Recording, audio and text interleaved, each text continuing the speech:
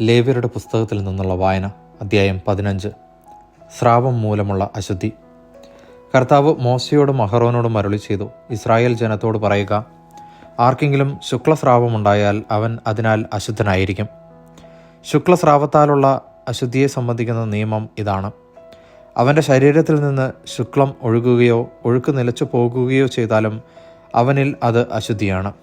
അവൻ കിടക്കുന്ന കിടക്കയും ഇരിക്കുന്ന ഇടങ്ങളുമെല്ലാം അശുദ്ധമായിരിക്കും. അവൻ്റെ കിടക്ക തൊടുന്നവൻ വസ്ത്രം അലക്കുകയും കുളിക്കുകയും വേണം. അവൻ വൈകുന്നേരം വരെ അശുദ്ധനായിരിക്കും. അവൻ ഇരുന്ന സ്ഥലത്ത് ആരെങ്കിലും ഇരുന്നാൽ അവനും വസ്ത്രങ്ങൾ അലക്കി കുളിക്കണം. വൈകുന്നേരം വരെ അവൻ അശുദ്ധനായിരിക്കും. അവൻ്റെ ശരീരത്തിൽ തൊടുന്നവനും വസ്ത്രം അലക്കി കുളിക്കണം. വൈകുന്നേരം വരെ അവൻ അശുദ്ധനായിരിക്കും. അവൻ ശുദ്ധിയുള്ള ആരുടെയെങ്കിലും മേൽ തുപ്പിയാൽ അവനും വസ്ത്രം അലക്കി കുളിക്കണം. അവൻ വൈകുന്നേരം വരെ അശുദ്ധനായിരിക്കും. അവൻ ഇരുന്ന് യാത്ര ചെയ്യുന്ന ജീനിയും അശുദ്ധമായിരിക്കും. അവൻ്റെ കിടക്കയ്ക്ക് കീഴെയുള്ള എന്തിനെങ്കിലും സ്പർശിക്കുന്നവൻ വൈകുന്നേരം വരെ അശുദ്ധനായിരിക്കും. അവൻ കൈ കഴുകാതെ ആരെങ്കിലും സ്പർശിച്ചാൽ അവനും വസ്ത്രം അലക്കി കുളിക്കണം. വൈകുന്നേരം വരെ അവൻ അശുദ്ധനായിരിക്കും. അവൻ സ്പർശിക്കുന്ന മൺപാത്രം ഉടച്ചു കളയണം. മരപ്പാത്രമെങ്കിൽ അത് കഴുകണം. അവൻ സ്രാവം മാറി ശുദ്ധിയുള്ളവനാകുമ്പോൾ ശുദ്ധീകരണത്തിനായി 7 ദിവസം നിശ്ചയിച്ച് തൻ്റെ വസ്ത്രങ്ങൾ അലക്കുകയും ഒഴുക്കുള്ള വെള്ളത്തിൽ കുളിക്കുകയും വേണം. അപ്പോൾ അവൻ ശുദ്ധിയുള്ളവനാകും. 8-ാം ദിവസം അവൻ 2 ചെങ്ങാലികളെയോ 2 പ്രാവിൻ കുഞ്ഞുങ്ങളെയോ കർത്താവിൻ്റെ സന്നിധിയിൽ സമാഗമ കൂടാരത്തിൻ്റെ വാതിൽക്കൽ കൊണ്ടുവന്ന് പുരോഹിതനെ ഏൽപ്പിക്കണം. പുരോഹിതൻ അവയിലൊന്നിനെ പാപപരിഹാര ബലിയായും മറ്റേതിനെ ദഹനബലിയായും അർപ്പിക്കണം. അങ്ങനെ അവൻ്റെ ശുക്ലസ്രാവത്തിന് പുരോഹിതൻ അവനു വേണ്ടി കർത്താവിൻ്റെ മുമ്പിൽ പരിഹാരം ചെയ്യണം. ഒരുവന് ബീജശ്രവണമുണ്ടായാൽ അവൻ വെള്ളത്തിൽ കുളിക്കണം. അവൻ വൈകുന്നേരം വരെ അശുദ്ധനായിരിക്കും. ബീജം വീണ വസ്ത്രങ്ങളും തുകലുമെല്ലാം വെള്ളം കൊണ്ട് കഴുകണം. അവ വൈകുന്നേരം വരെ അശുദ്ധമായിരിക്കും.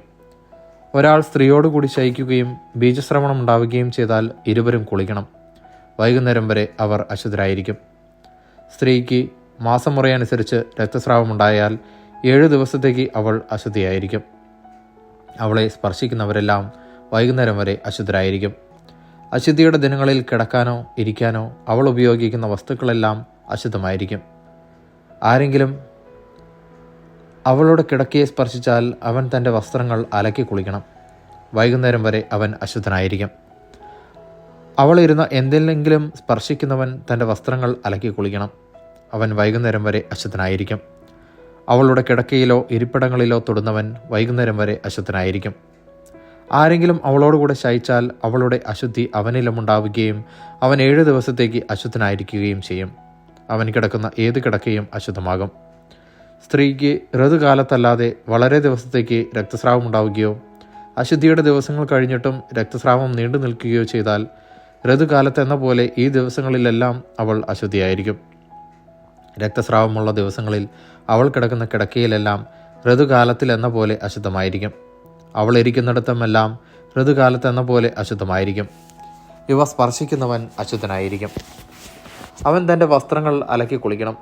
വൈകുന്നേരം വരെ അവൻ അശുദ്ധനായിരിക്കും. രക്തസ്രാവം മാറിയാൽ 7 ദിവസത്തേക്ക് കൂടി അവൾ കാത്തിരിക്കണം. അതിനുശേഷം അവൾ ശുദ്ധിയുള്ളവളായിരിക്കും. 8-ാം ദിവസം അവൾ 2 ചെങ്ങാലികളെയോ 2 പ്രാവിൻ കുഞ്ഞുങ്ങളെയോ സമാഗമ കൂടാരത്തിൻ്റെ വാതിൽക്കൽ കൊണ്ടുവന്ന് പുരോഹിതനെ ഏൽപ്പിക്കണം. പുരോഹിതൻ അതിലൊന്നിനെ പാപപരിഹാര ബലിയായും മറ്റേതിനെ ദഹനബലിയായും അർപ്പിക്കണം. അവളുടെ രക്തസ്രാവം മൂലമുള്ള അശുദ്ധിക്ക് പുരോഹിതൻ അവൾക്ക് വേണ്ടി കർത്താവിൻ്റെ മുമ്പിൽ പാപപരിഹാരം ചെയ്യണം. ഇങ്ങനെ ഇസ്രായേൽ മക്കളുടെ ഇടയിലുള്ള എൻ്റെ കൂടാരം അശുദ്ധമാക്കി തങ്ങളുടെ അശുദ്ധിയിൽ അവർ മരിക്കാതിരിക്കേണ്ടതിന് നീ അവരെ അശുദ്ധിയിൽ നിന്ന് അകറ്റണം. ശുക്ലസ്രാവമോ ബീജസ്രാവമോ മൂലം അശുദ്ധരാകുന്നവർക്ക് വേണ്ടിയുള്ള നിയമമാണിത്. മാസം മുറ മൂലം അശുദ്ധയായവൾക്കും സ്രാവമുള്ള പുരുഷനും സ്ത്രീക്കും അശുദ്ധയായ സ്ത്രീയോടുകൂടി ശയിക്കുന്നവനുമുള്ള നിയമം ഇതാണ്. ദൈവവചനമാണ് നാം കേട്ടത്.